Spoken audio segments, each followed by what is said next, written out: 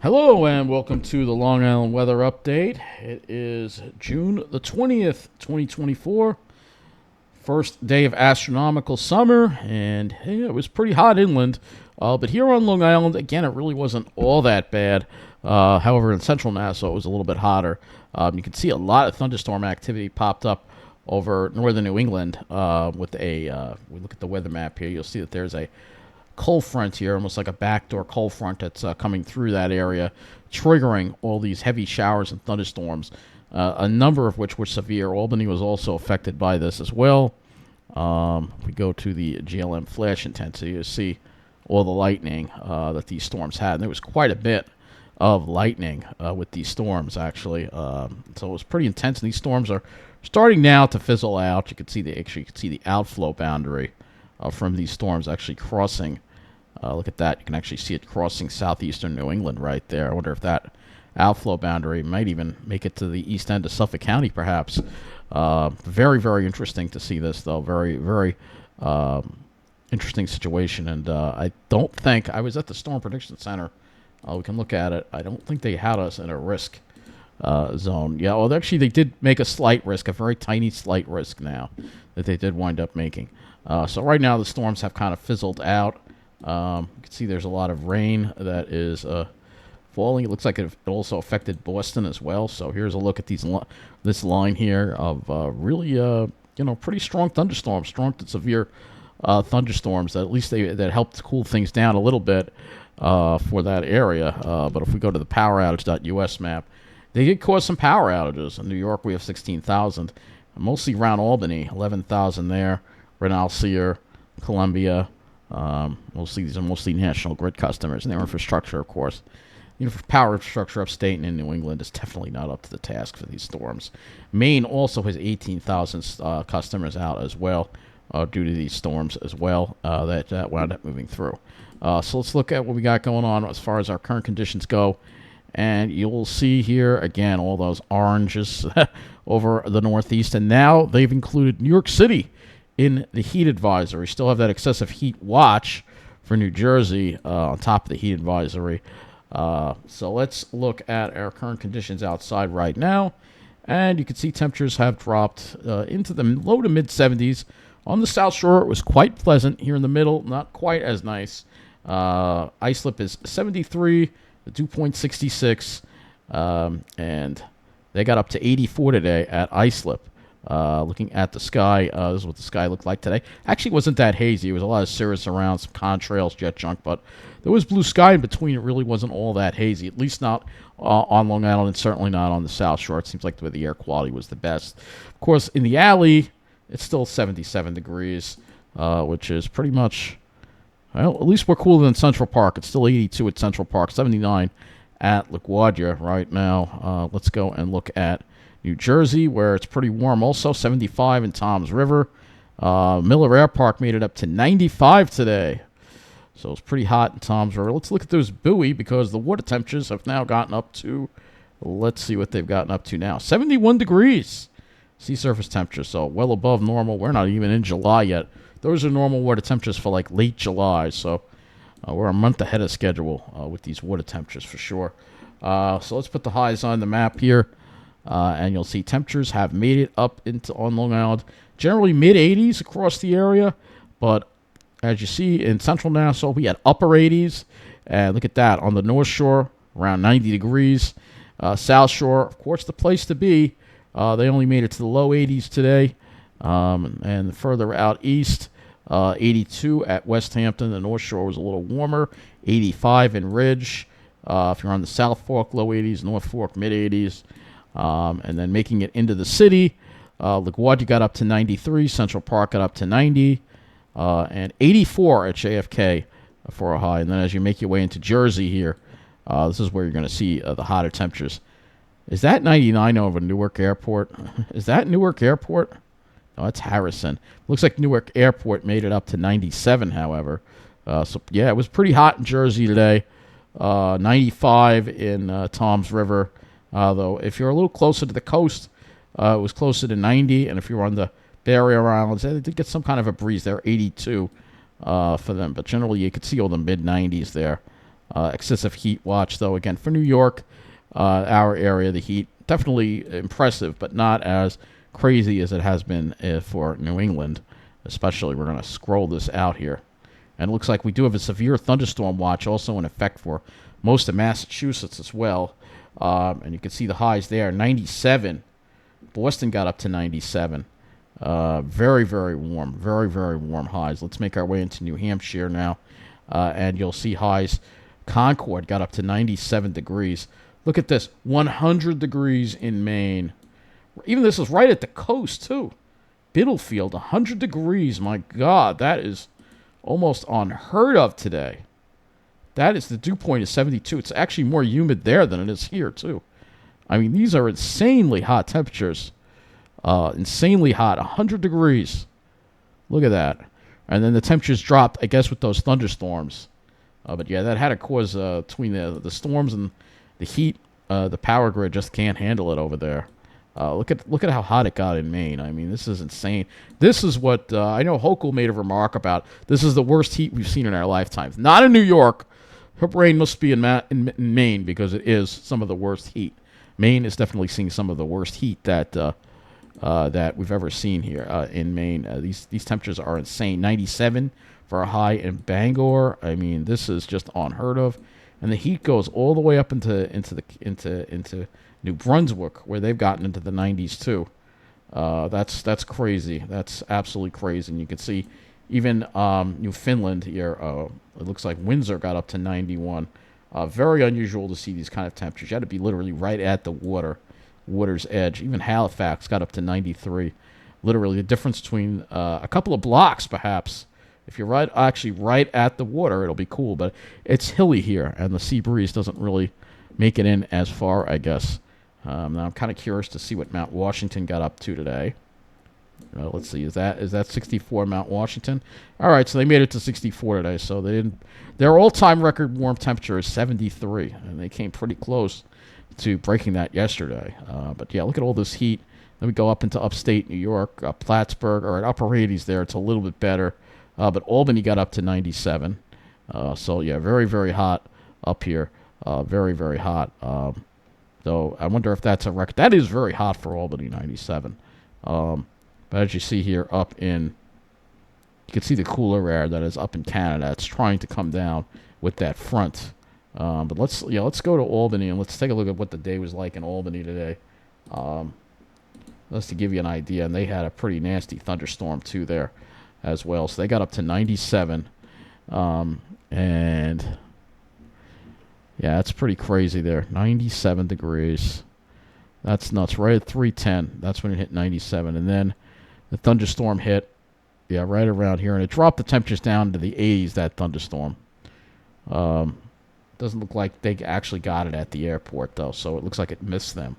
But these storms are pretty impressive upstate that wound up hitting. All right, so let's go and look at the lows for our area. Obviously, not really nothing really to remark. Nothing. I mean, not that low. Lows upper 60s, low 70s, pretty much. Somehow it got down to 61 at Miller Air Park.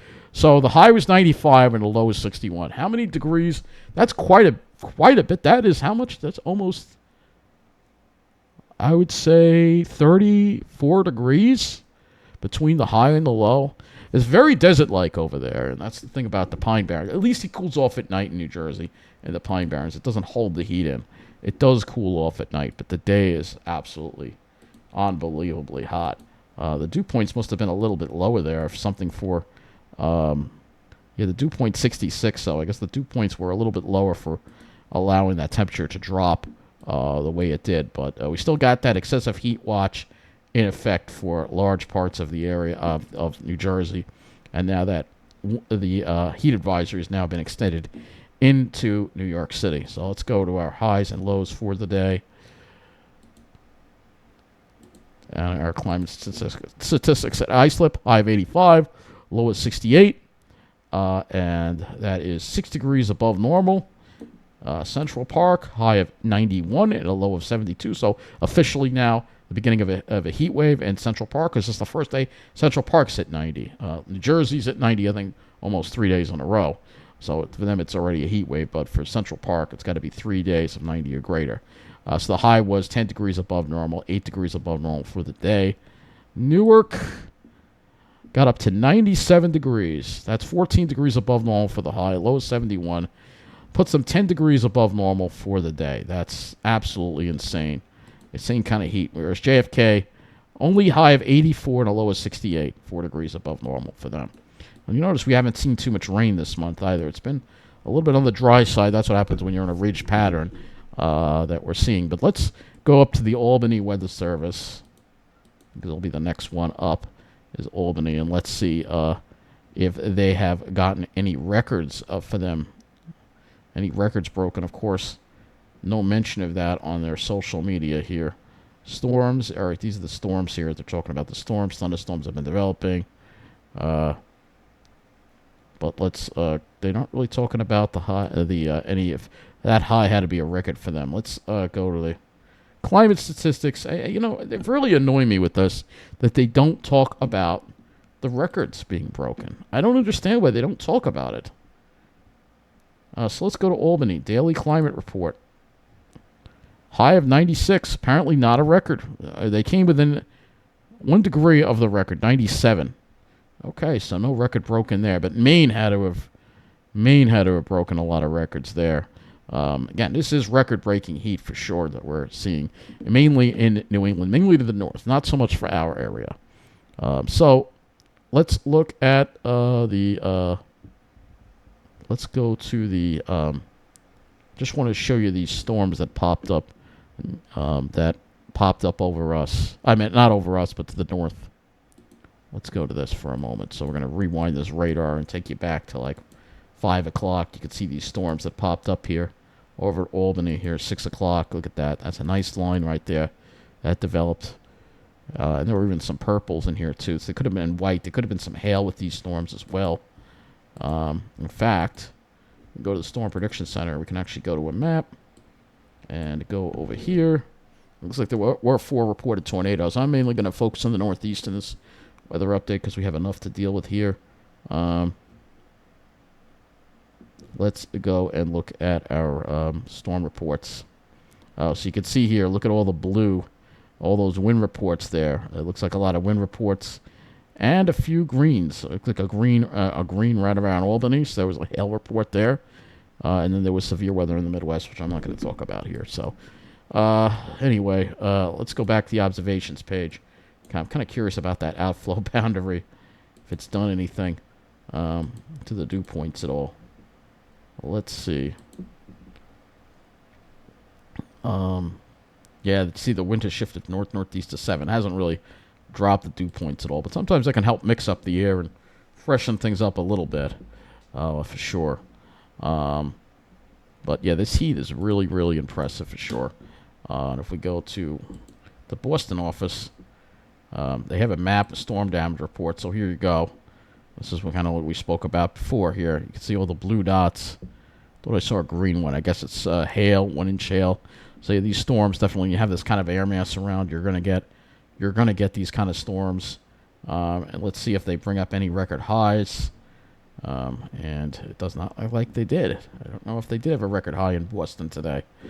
I'm kind of curious, but I got to go to every page and look it up because they don't want to bring it up. They don't want to say record high event. They don't want to put it up there unless it didn't happen. So we have to go to the climate. And every page is different, so you got to go through every page here.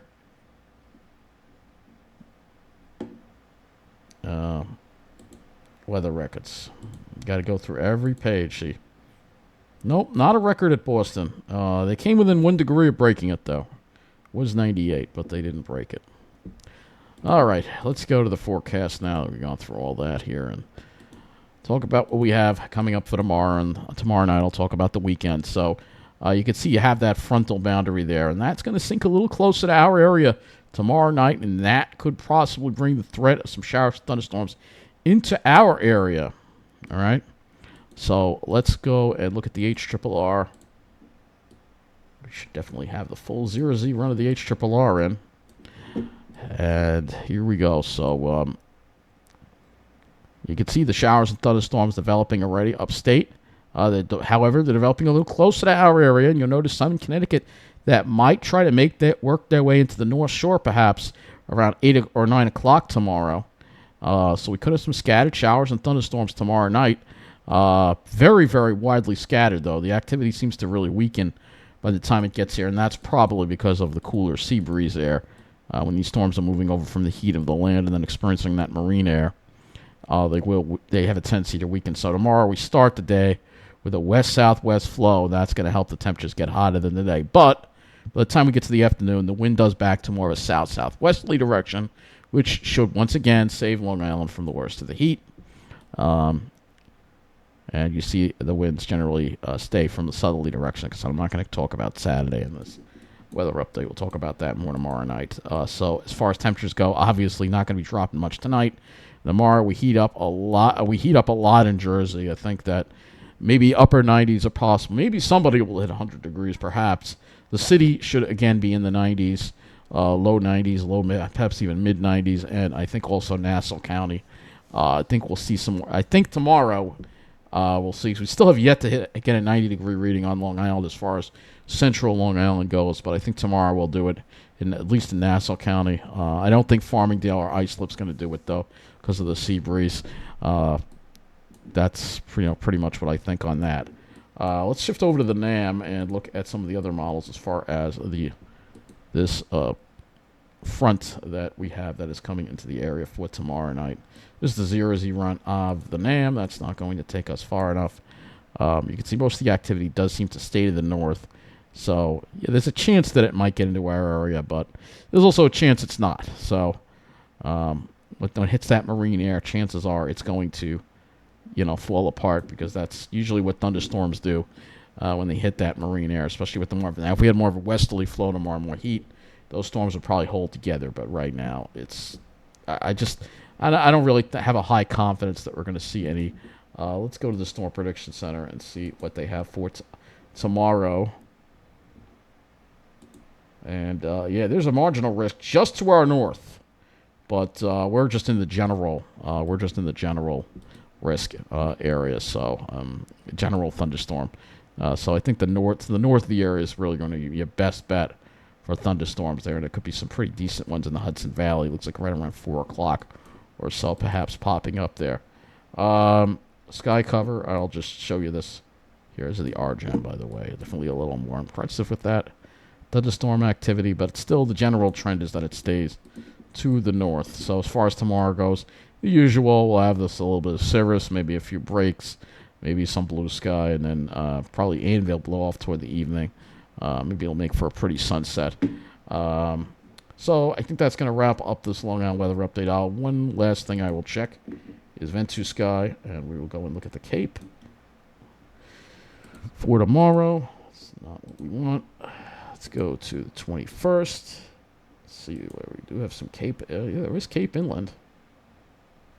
And there's Cape over here, too. But again, the better chances are going to be in Connecticut. And I think what you're seeing here, especially toward the afternoon, is the sea breeze front could trigger something on the North Shore, perhaps isolated, and better chances in Connecticut. That could act as a possible trigger. But when we look at the actual temperatures going through tomorrow, let me pull this a little closer here, 2 o'clock in the afternoon. If you're on the South Shore, you're in the 80s. However, yeah, I think Nassau is going to see, central Nassau is going to see 90s. North Shore could get up into the mid-90s, even out into western Suffolk 90s. And then the further east you go, be upper 80s, mid to upper 80s. But I think we'll definitely see warmer temperatures tomorrow. Tomorrow will be the peak heat of the day. Obviously, the city's going to probably make it to the mid-90s. Jersey, it's not showing Tom's River being that much hotter, but it could wind up getting close to 100 degrees there as well. So tomorrow's going to be definitely the hottest day of the week. So as I said before, tomorrow is going to be the hottest day. And then hopefully we get a little bit of relief as we head toward the weekend. A little bit. But with this ridge pattern, temperatures are going to forecast to be above normal for quite some time. So that's going to wrap up this Long Island weather update. Good night.